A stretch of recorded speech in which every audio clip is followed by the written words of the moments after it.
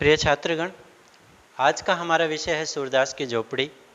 और ये पाठ अंतराल हमारी पूर्व पुस्तक है, उसका प्रथम पाठ है। और इस जैसा कि विषय है सूरदास की झोपड़ी,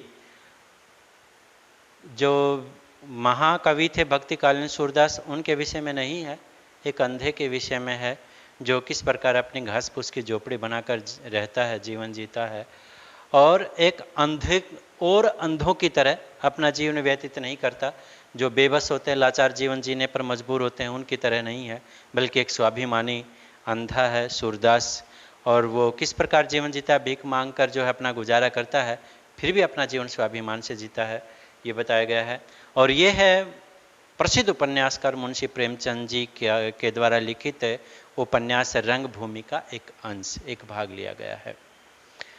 तो इसके बारे में प्रारंभिक परिचय दें तो जगधर और भैरव दो व्यक्ति हैं। जगधर ईर्ष्या करता है भैरव से, और सूरदास से भी रखता है, क्योंकि सूरदास एक अंधे के पास ज़्यादा पैसे आने के ईर्ष्या यहाँ पर दिखाई गई है।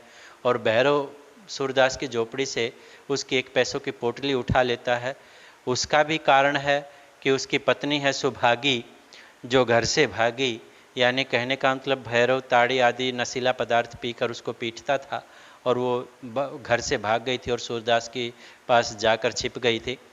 तो भैरव इस का अपमान हुआ था गांव में, उसकी पत्नी सूरदास के पास रही, तो इसी अपमान के कारण भैरव सूरदास से अपना बदला लेना चाहता था। तो उसने सूरदास की झोपड़ी में आग लगा दी थी। और इसी विषय पर अब झोपड़ी में आग लगने के बाद भी किस प्रकार सूरदास जो है अपने जीवन जीने की प्रेरणा, और एक बच्चे के द्वारा जो है यहाँ पर कि खेल में रोते हो, तो सूरदास पोटली के खो जाने से बहुत उदास है। और लेकिन जैसे ही बच्चे कह रहे हैं कि खेल में रोते हो, तो ये बात सुनकर सूरदास अचानक प्रसन्नता से झूम उठता है कि जीवन एक खेल है और खेल में रोना कैसा।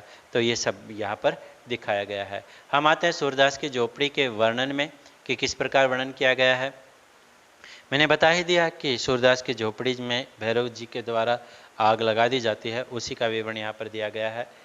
रात के 2 बजे होंगे कि अकस्मात अचानक सूरदास की झोपड़ी में ज्वाला उठी, यानी आग की तेज लपटें।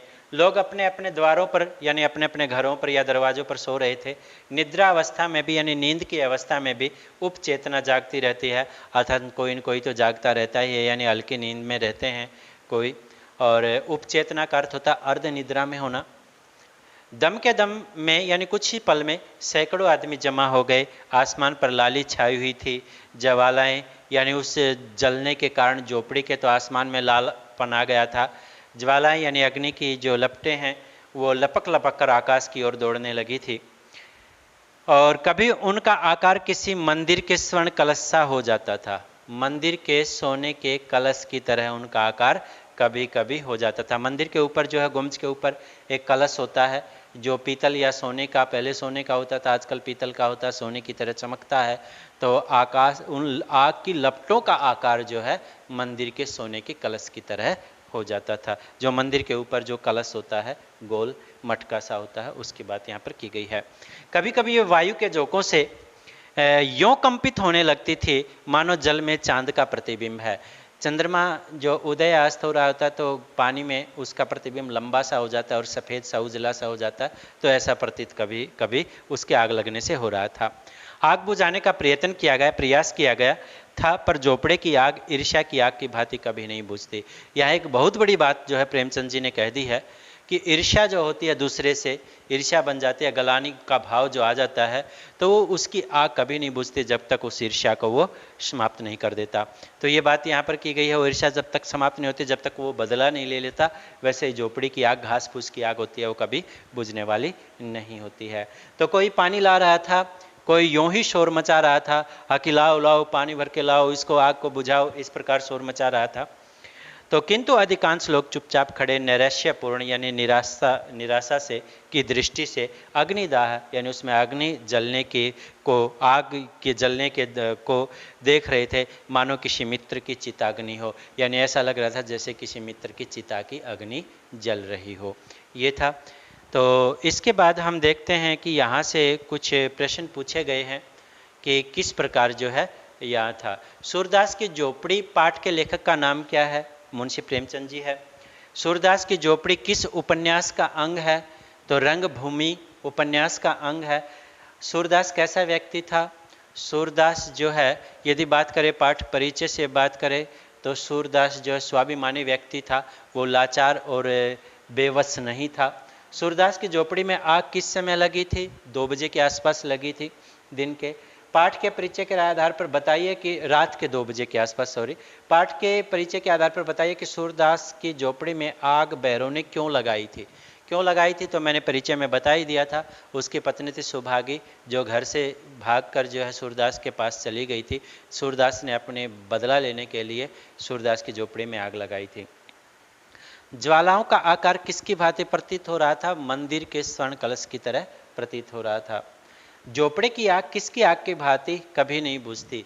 ईर्ष्या की आग की भांति कभी नहीं बुझती। अधिकांश लोग अग्निदाह को किस दृष्टि से देख रहे थे? जैसे मित्र की चिताग्नि जल रही हो। लास्ट की लाइन जो है यही आई थी, मित्र की चिताग्नि की तरह आई थी। अब हम आते हैं नेक्स्ट पैराग्राफ में। सॉरी, ज़्यादा नीचे चला गया था।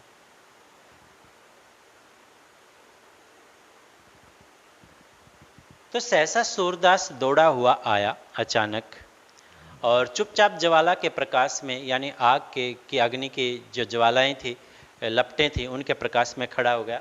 बजरंगी ने पूछा कि ये कैसे लगी सूर्य? यानी आग जो है, सूरदास को कहा कि हे सूर्य, ये आग कैसे लगी? तो उसने पूछा,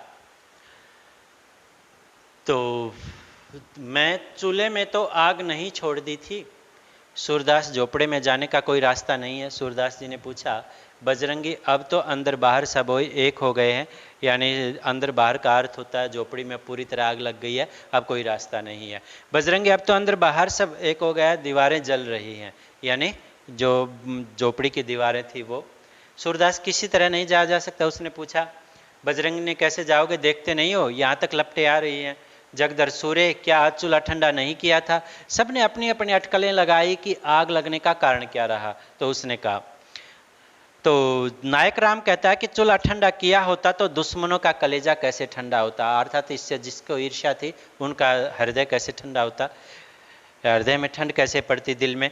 जगदर, पंडा जी मेरा लड़का काम न आए, अगर मुझे कुछ भी मालूम हो तो मुझ पर नाहक यानी बेकार में ही शुभा माने शक करते हो, बेकार में ही शक करते हो।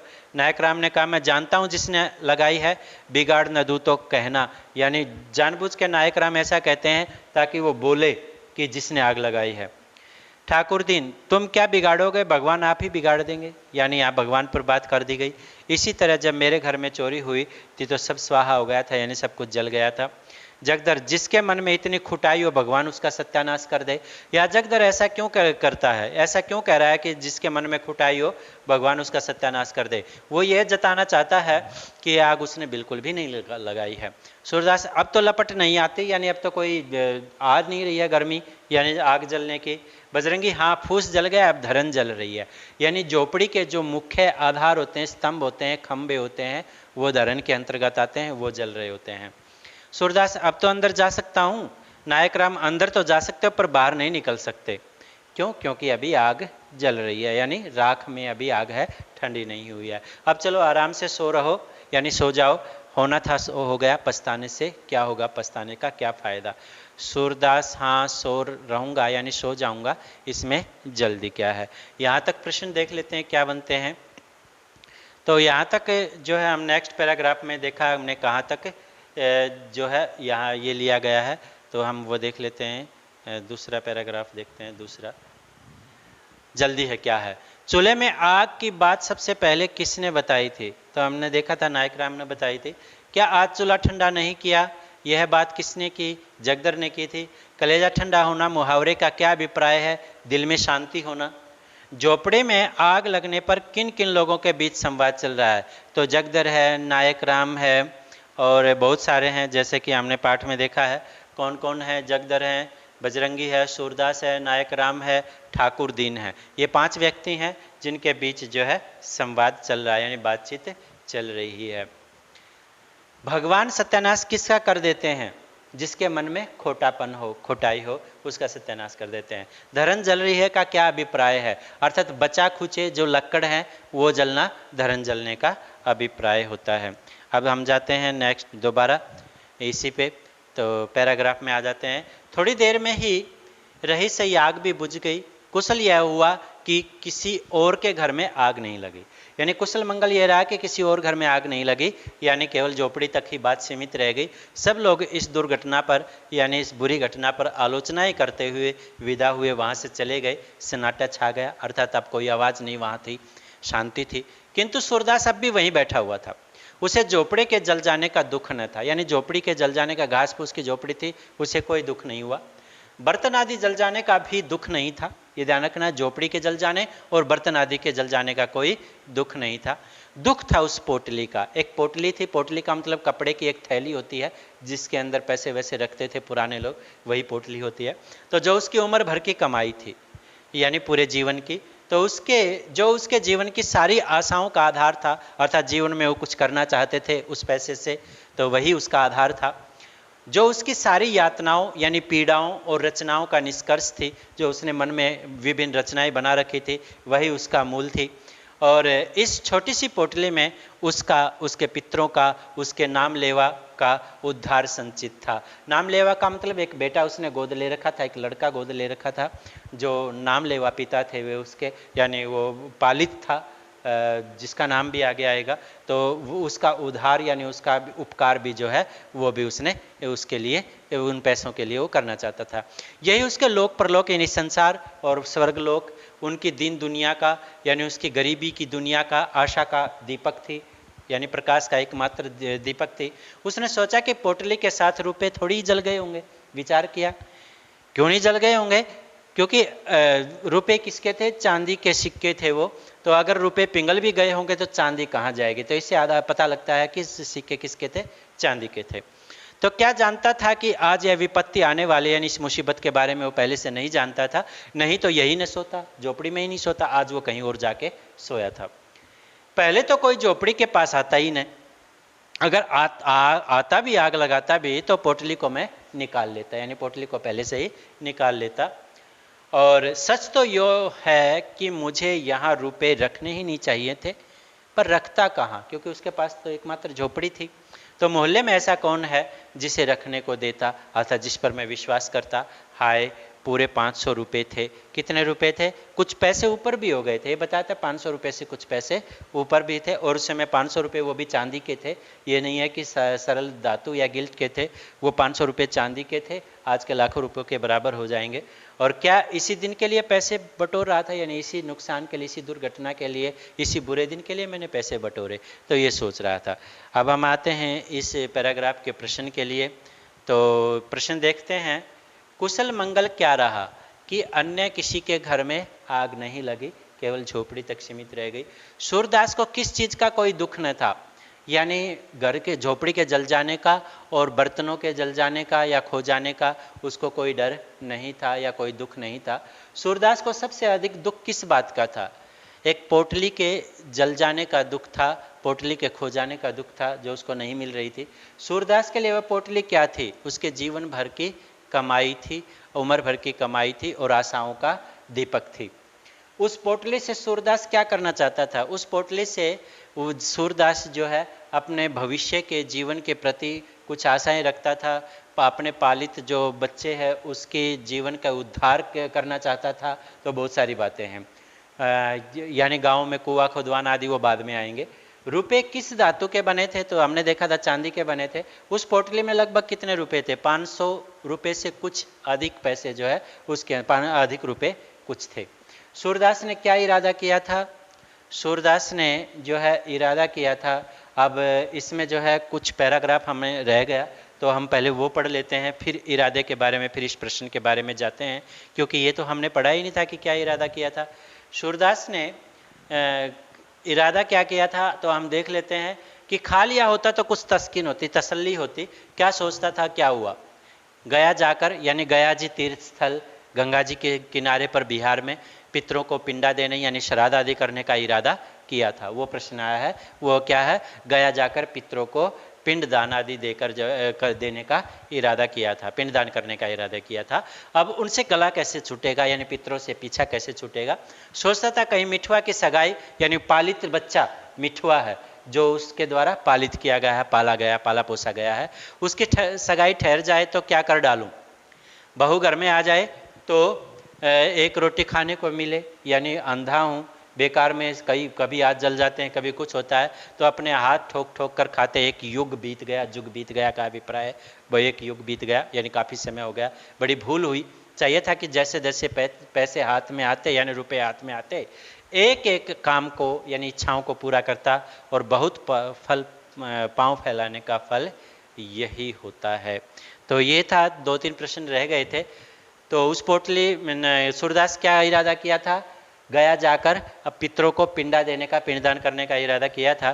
किसकी सगाई ठहर जाने की बात की गई है, उसके द्वारा पालित पुत्र मिठुआ की सगाई ठहर जाने की बात यहाँ पर की गई है। गद्यांश के आधार पर बहुत पांव फैलाने का फल क्या होता है, हमेशा निराशाजनक होता है, क्योंकि चादर से बाहर पांव फैलाओगे तो ठंड लगेगी। वो बात जो है पुरानी कहावत है, तो उसके आधार पर यह बात कही गई है। अब हम आ जाते हैं नेक्स्ट पैराग्राफ में।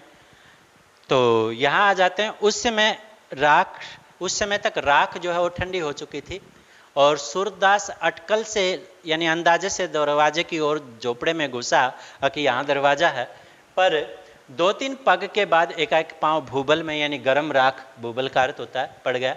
ऊपर राख थी लेकिन नीचे आग थी। तुरंत पांव खींच लिया, यानी पीछे हटा लिया।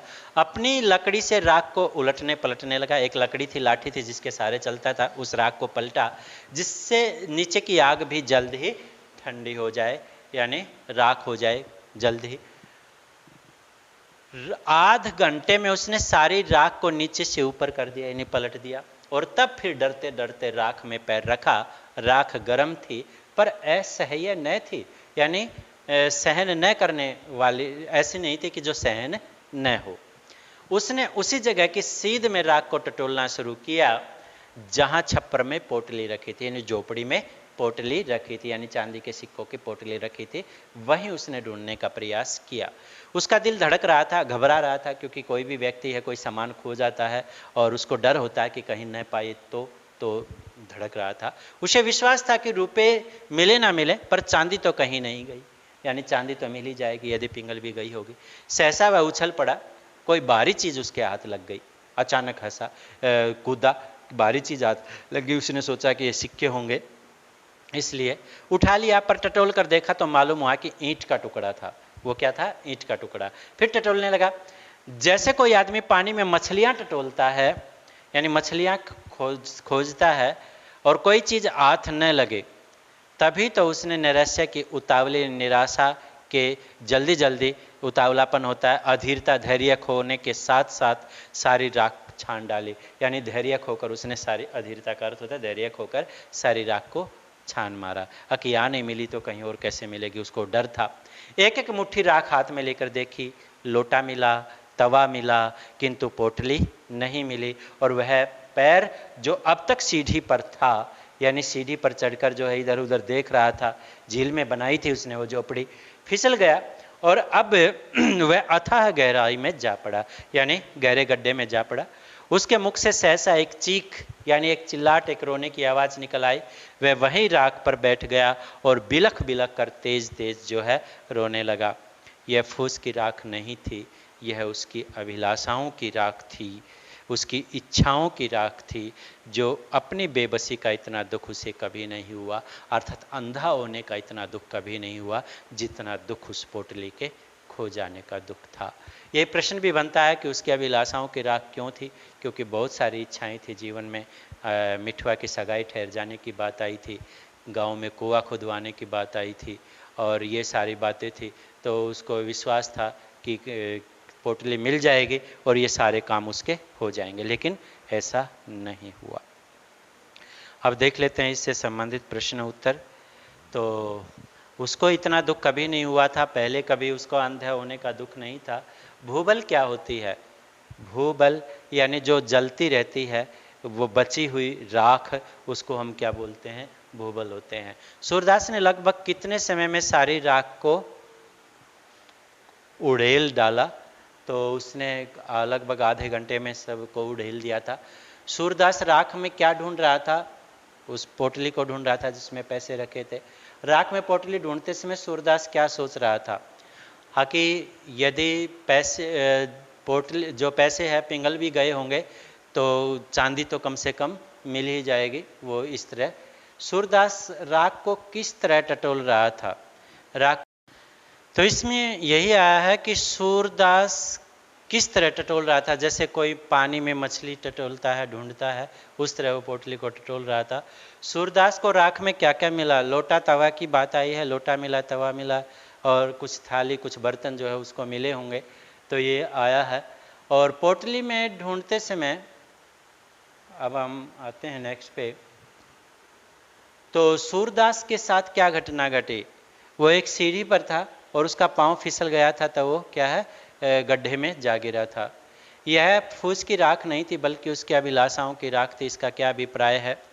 फूस की राख का मतलब जो वो झोपड़ी के जलने के बाद फूस की राख बची थी वो नहीं थी, बल्कि उसके जीवन की इच्छाओं की राख हो गई थी, क्योंकि वो बहुत सारी इच्छाएं जो है उससे पूरी करना चाहता था, जीवन की इच्छाएं। बेबसी का अर्थ क्या होता है? मजबूरी होता है। अब हम आते हैं नेक्स्ट पे।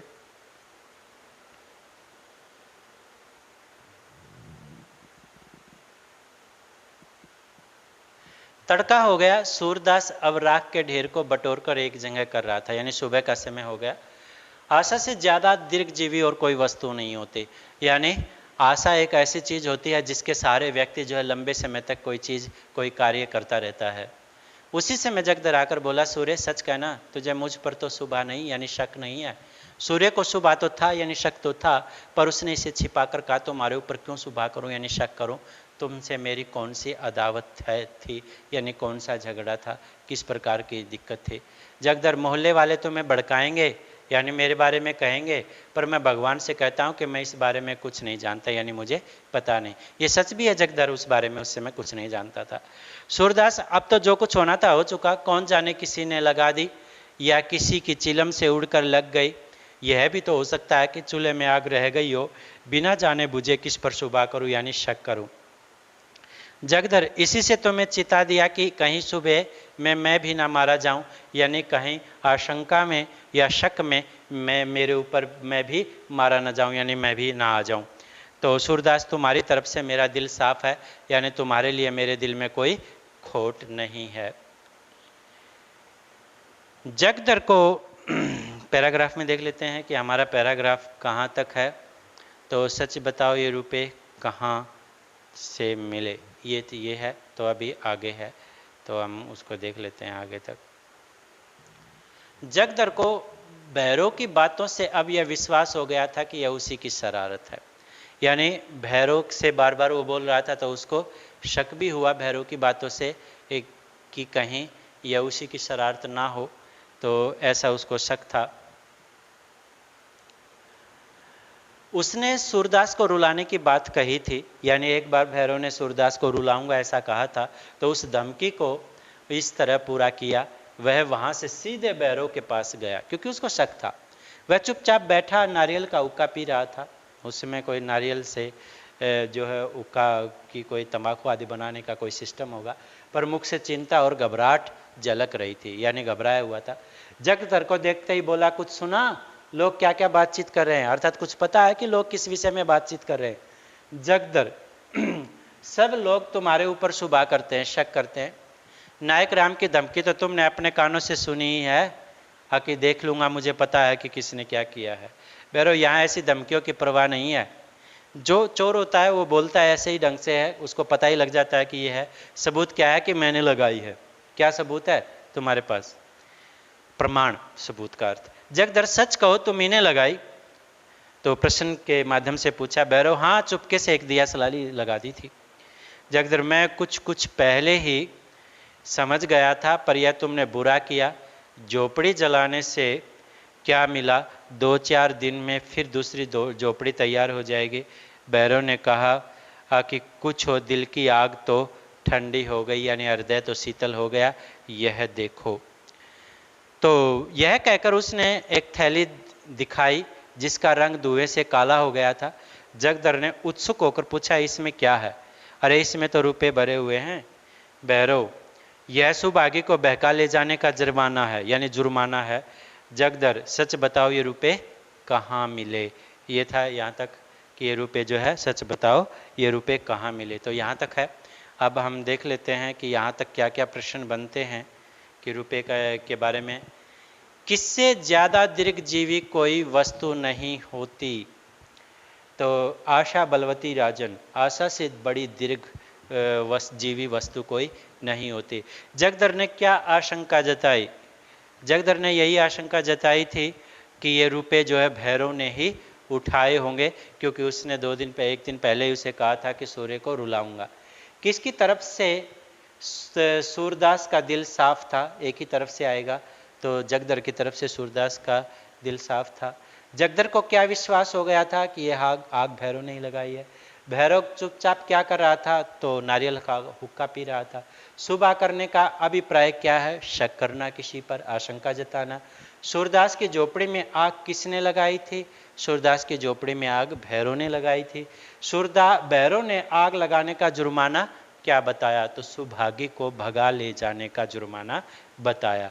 वैसे उसने बेकार में ही सूरदास पर जो है इस प्रकार का इल्जाम लगाया है कि उसने जो है सुभागी को भगाया, जबकि सुभागी जो है स्वयं ही घर से भागी थी। तो नेक्स्ट है, गरीब की हाय बड़ी जानलेवा होती है। यहाँ तक का पैराग्राफ हम पढ़ लेते हैं, फिर इन प्रश्नों पर आते हैं, तो फिर देखते हैं कि ये क्या है। तो हमने यहाँ तक पढ़ लिया है कि सच बताओ ये रुपए कहाँ से मिले, तो ये था, हमने पढ़ लिया। भैरव ने बताया कि ये रुपए उसी झोपड़ी में बड़े जतन से दरन की आड़ में, बड़े प्रयत्न से, कोशिश से दरन होता है। जो झोपड़ी में जो बड़े बड़े लकड़ लगाए जाते हैं, वहीं जो है लकड़ों के सहारे बिल्कुल जो है वहाँ पर नीचे धरती के साथ लगे हुए हिस्से से। तो पाजी रोज राहगीरों को ठग ठग कर पैसे लाता था। पाजी बड़े व्यक्ति के लिए पंजाबी में कहा जाता है, और इसी थैली में रखता था। मैंने गिने हैं 500 रुपये से ऊपर है, न जाने कैसे इतने रुपए जमा हो गए। बच्चों को इन्हीं रुपयों की गर्मी थी, यानी बच्चे को इन्हीं रुपयों की गर्मी थी, जैसा कि लौकिक भाषा में कह देते हैं, अब गर्मी निकल गई, अब देखो कि किस बल पर उछलते हैं, यानी किस बल पर उछलता फिरता है। बिरादरी को भोज बात देने का सामान हो गया, यानी बिरादरी को खाना वाना खिलाने का जो है सामान जो है पैसा मिल गया। नहीं तो इस वक्त रुपए कहाँ मिलते, यानी इस समय रुपए कहाँ से मिलती है, पहले ही चारों ओर गरीबी छाई हुई है। आजकल तो देखते हो बल मटेरों के मारे बिक्री कितनी मंदी है, यानी बलपूर्वक लूटने वालों के कारण पैसे की कमाई कितनी कम है, ये बताया। जगदर, मेरी तो सलाह है कि रुपए उसे लौटा दो, बड़ी मशक्कत की कमाई है, बड़ी मेहनत की कमाई है और हजम नहीं होगी। जगदर दिल का खोटा आदमी नहीं था, पर इस समय उसने यह सलाह उसे नेक नीयत से नहीं, यानी अच्छी नीयत से नहीं, हसद से दी थी, जलन से दी थी। क्यों? क्योंकि इतने पैसे इसके पास रातों रात आ गए और मैं इतनी गरीबी में जीवन जी रहा हूँ। तो उसे ये असह्य था, सहन नहीं हो रहा था कि भैरव के हाथ इतने रुपए लग जाए। भैरव आधे रुपए उसे देता तो शायद उसे तस्कीन हो जाती, तसल्ली हो जाती, पर भैरव से यह आशा न की जा सकती थी, यानी यह संभावना नहीं थी। बेपरवाही से बोला, मुझे अच्छी तरह हजम हो जाएगी, हाथ में आए रुपए को नहीं लौटा सकता। उसने तो भीख मांग कर ही जमा किए हैं, गेहूं तो नहीं तोला था, अर्थात मेहनत करके फसल आदि जो है उगाई और उस फसल को जो है फिर उसने तोल कर बेचा तो नहीं था, यानी भीख ही तो मांगी थी। इसलिए जगदर, पुलिस सब खा जाएगी, यानी पुलिस को पता लग गया तो सब कुछ हजम कर जाएगी। वो डराता है, पुलिस की धमकी देता है। क्यों देता है? ताकि ये आधे पैसे मुझे दे दे, ये लालच है जगदर को। भैरव, सूर्य पुलिस में न जाएगा, रोध होकर चुप हो जाएगा। तो उसको पहले से ही पता है कि सूरदास जो है पुलिस में नहीं जाएगा, ऐसे ही रोध होकर चुप हो जाएगा। जगदर कहता है कि गरीब की हाय बड़ी जानलेवा होती है, अर्थात गरीब की जो हाय होती है वो क्या है, नुकसानदायक होती है। यानी गरीब की तो हाय, क्योंकि तुमने पैसे चुराए हैं, और गरीब हाय हाय कर कर रोएगा और उसका रोना तुम्हारे जीवन पर असर डालेगा। भैरव को रुपए कहाँ मिले? तो धरन में, झोपड़ी की धरन में जो है उसको वो रुपए मिले थे। भैरव ने उन रुपयों का क्या उपयोग बताया? बिरादरी को, यानी जात वालों का भोज बात उसने उपाय बताया। बल मटेरे शब्द का अर्थ क्या है? बलपूर्वक लूटने वाले लोग। किस प्रकार की कमाई कभी हजम नहीं होती, इस प्रकार की जो कमाई है, यानी कहने का अभिप्राय ठगी की जो कमाई है या जो उसमें शब्द आया हो देख लेना, उस कमाई हजम नहीं होती। जगदर कैसा आदमी था? जगदर जो है खोटापन नहीं था उसके मन में, फिर भी जो है पैसे देखकर उससे ईर्ष्या थी। किसकी हाय जानलेवा होती है? गरीब की हाय। सुभागी कौन थी? भैरव की पत्नी थी। सुभागी घर से क्यों भागी थी? क्योंकि भैरव जो है उसको ताड़ी पीकर, पहले भी ये क्वेश्चन जो है मैंने बता चुका हूँ इसके बारे में, कि भैरव ताड़ी पीकर उसको पीटता था और जिसके कारण जो है वो उसकी पिटाई के कारण घर से तंग होकर भागी थी और सूरदास की झोपड़ी के पीछे एक बगीचा था, उसमें जाकर छिपी थी। झोपड़ी में नहीं छिपी थी, भैरव ये समझता था कि वो झोपड़ी में जाकर छिपी थी। तो क्योंकि झोपड़ी में छिपी होती तो आग लगाने पर वो ही जल जाती, तो ऐसा नहीं था। तो इसलिए कहने का मतलब सुभागी भैरव की पत्नी थी। तो आज यहाँ तक काफ़ी हो जाएगा, नहीं तो आगे पढ़ाते पढ़ाते तो आज ये प्रश्न भी काफ़ी हो गए हैं, क्योंकि 30-35 क्वेश्चन के आसपास हो गए होंगे। एक एक लाइन, ये सारे के सारे प्रश्न आपको जो है एक एक 1.5 लाइनें प्रश्न है, एक लाइनें ही ज़्यादातर, 2 लाइनें कोई एक प्रश्न होगा, तो कोई बात नहीं है। आप इसको जो है सभी को एक एक करके लिख लेना है। और पीछे मैं वीडियो नहीं भेज पाया क्योंकि काफ़ी काम जो है हो गए थे और इस विषय में तैयारी भी थी, देखना था सब, तो जिसके कारण उसके लिए मैं सॉरी।